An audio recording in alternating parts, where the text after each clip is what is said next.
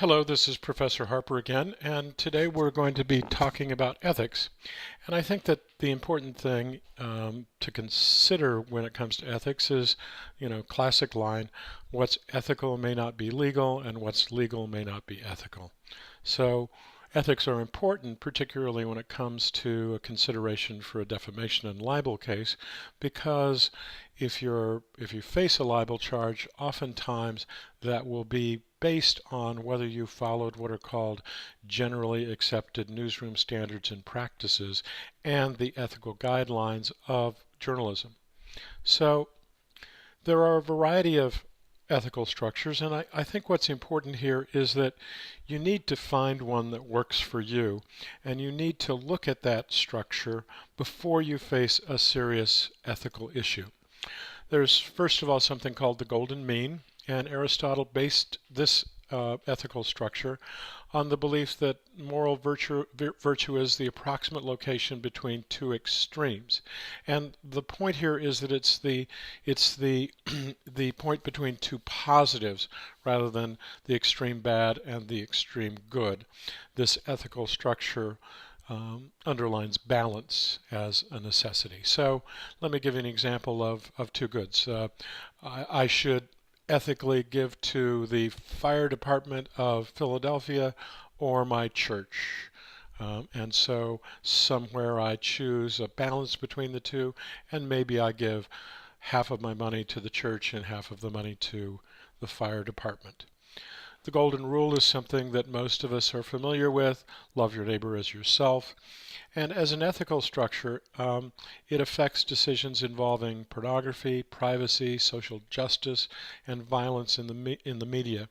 And it essentially is to prevent the exploitation of those with less power in our society. The categorical imperative is one that you may or may not heard of. It was created by Immanuel Kant, an 18th century German philosopher, and journalism is often called Kant-lite.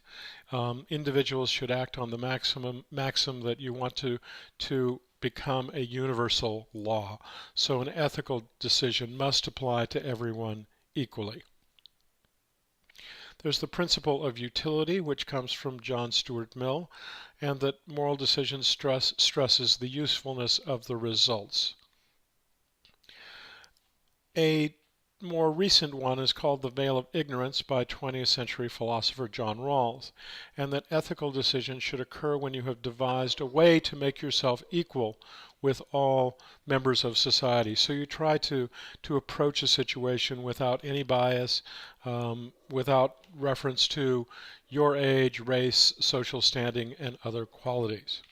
It would essentially be the same as objectivity in the theory of journalism, although as you may learn from me, I think that objectivity is almost impossible, if not impossible, in journalism because we all have our biases. There's something that a lot of people think has value, and it's called the Potter's Box, which is not named after Harry Potter, but Ralph Potter of Harvard Divinity School. And what the Potter Box tries to do is incorporate all these ethical philosophies and delineate what works, what doesn't work. And so, first of all, what you need to do is define the issue so that you essentially said, okay, here's the problem. Let's say, for example, I think that smoking cigarettes is a bad thing and is an unethical thing. And so I am assigned to do a media campaign for selling cigarettes in the developing world. Okay, the issue becomes, should I participate in the unethical sale of cigarettes to people in the developing world? Then you need to identify the values. Okay, what are the specific things in your set of values that affect this ethical decision?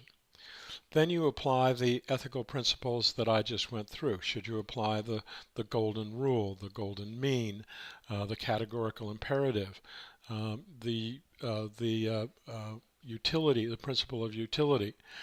And then you need to choose your loyalties. And here's where it becomes important in terms of how you apply those principles. What is most important to you? Are you loyal to yourself, and therefore cigarettes are unethical, the sale of cigarettes is unethical, therefore you need to say to your boss, I'm not going to do this, okay? You'll probably get fired. That's your choice. Is your first loyalty to your family? You are the only one who provides uh, an income to your wife, your children, and so therefore if you take this ethical stand and you think it's so important, you're likely to lose your job, and that's going to affect your family. Is your loyalty to your company? You've been asked to do this campaign, you disagree with it, but for the most part, your company has been quite ethical, treated you well, and so therefore your first loyalty is to your company. And then you choose whether your most important loyalty is to your nation, your state, your community, and then you look through the prism of that loyalty when it comes to the ethical nature of the campaign and whether you will participate in it.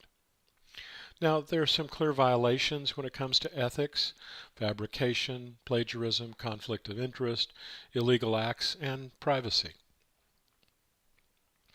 There are a variety of codes of ethics which do provide some guidance when it comes to journalism. The American Society of News Editors, the Society of Professional Journalists, probably the one that most journalists go to, the Associated Press Managing Editors, or now Media Editors, and there's also the Public Relations Society of America. And what's interesting is that the journalist codes are voluntary. But if you violate the codes when it comes to the Public Relations Society, media PR members who violate the code will be expelled, and it's the only media code with specific penalties.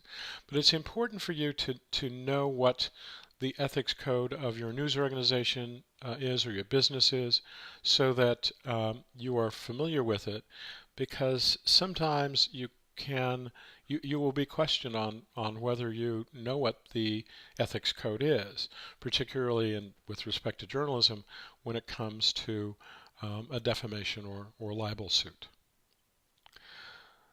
The various ethics codes have, themes of accuracy, fairness, objectivity, truthfulness, the public's right to know events of public importance, and the interest and is the overriding mission of the mass media. And here are a variety of websites. I've also added here the National Press Photographers, which is a very good